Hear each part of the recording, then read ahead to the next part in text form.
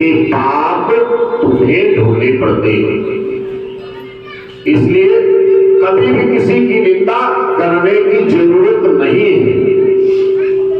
कबीर साहब ने कहा है, निंदक मेरे राखियो आंगन कुटी छवाए, बिन साबुन बिन तेल के मलमल लियो नहाए। कैसे मलमल के नहा लिया? मुझे कोई नहीं जानता था, तुम बैठे वहां, अरे वो बाबा पता नहीं क्या है, अपने आप को क्या समझता है, वो बाबा ऐसा है, वो बाबा वैसा है। जो सुन रहा था वो सोचने लगा कि भाई कौन बाबा है जो इतनी बुराई कर रहे हैं। अब तुम मेरी चाकरी कर रहे हो बिना पैसे की, तुम मेरा प्रचार कर रहे हो और मेरे पाप तुम सब लेते जा रहे हो और तुम्हारे पुण्य हमें मिलते चले जा रहे हैं। इसलिए कभी भी किसी साधु संत की निंदा ना करें, भूल करके भी ना करें। जैसे कि हम लोग रावण में जानते हैं, रामायण में कि रावण और विभीषण कुंभकर्ण ये तीन भाई थे, मगर तीन नहीं चार थे। एक और पूरी रामायण खत्म होने के बाद, रावण का वध होने के बाद रावण का एक भाई और सदानंद। सदानंद का एक ब्राह्मण था जो बचपन में ही अपने माँ बाप को छोड़ करके वो अलग लोक में जाकर के विराजमान हो गया ब्रह्मांड में। सदानंद अब उसका जब रावण का वध हुआ तो उसने अपना प्रहार चालू किया राम जी पे। राम जी की पूरी सेना वहां उस लोक में गई। हनुमान जी जय श्री राम बोल के पहुंचा दी सारी सेना।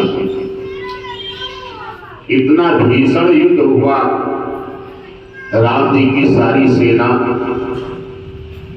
बेहोश हो गई। यहां तक राम जी स्वयं भी बेहोश हो गए, क्योंकि राम अस्त्र उन्होंने चला दिया, नारायण अस्त्र जिसको कहते हैं। नारायण अस्त्र चलाने का मतलब होता कि अपनी ऊर्जा हमने किसी पर प्रहार कर दिया। तो जब नारायण अस्त्र चलाया तो नारायण की शक्ति सब अस्त्र में चली गई और राम जी भी बेहोश हो गए, लक्ष्मण जी भी बेहोश हो गए। सिर्फ बचे क्या? हनुमान जी। जब हनुमान जी बचे तो अब इसका वध होना था। वध होने के लिए इसको कोई मार ही नहीं सकता था। मार वही सकता था जो गर्भ से ना जन्मा, जो किसी गर्भ से ना जन्मा। अब गर्भ से तो सभी जन्मे थे, मगर सीता माता जो है वो धरती से जन्मी थी। तो सीता माता का फिर समय आया जब ये आतंक उसका फैला, देखा कि हमारे पति भी बेहोश हो गए, सारा सिस्टम बिगड़ गया है। तो सीता मैया तो आदि शक्ति है और इन्होंने उस समय काली का रूप धारण किया है। सारी देवियां सीता जी में। एक समय ऐसा आया कि जो सीता जी काली के रूप में आई। एक संत ने बहुत पहले कहा था कि सीता जी भी काली बनी थी, तो मैं समझ नहीं पाया था, मगर बाद में हमने देखा कि हाँ ये सत्य घटना है। तो सीता जी ने जब काली का रूप धारण किया और इधर हनुमान जी ने उसका वध करने के लिए शेष नाग से उसका अस्त्र लिया। शेष नाग के पास जाकर के एक खड़क शेष नाग ने रखी थी उसकी हिफाजत से, तब उससे वध हुआ। वो मां काली ऐसे तो मारती है मगर वो मरता ही नहीं। जब वो खड़ग हाथ में उसके दिया माता के, हनुमान जी ने ला करके कि हे भैया ये ऐसे मरने वाला नहीं है, इस खड़ग से मरने वाला है। देखो कितने तपस्वी थे। हम लोग थोड़ी थोड़ी पूजा नहीं करते हैं, सुबेरे उठ करके आधा घंटे भगवान को समय नहीं देते हैं।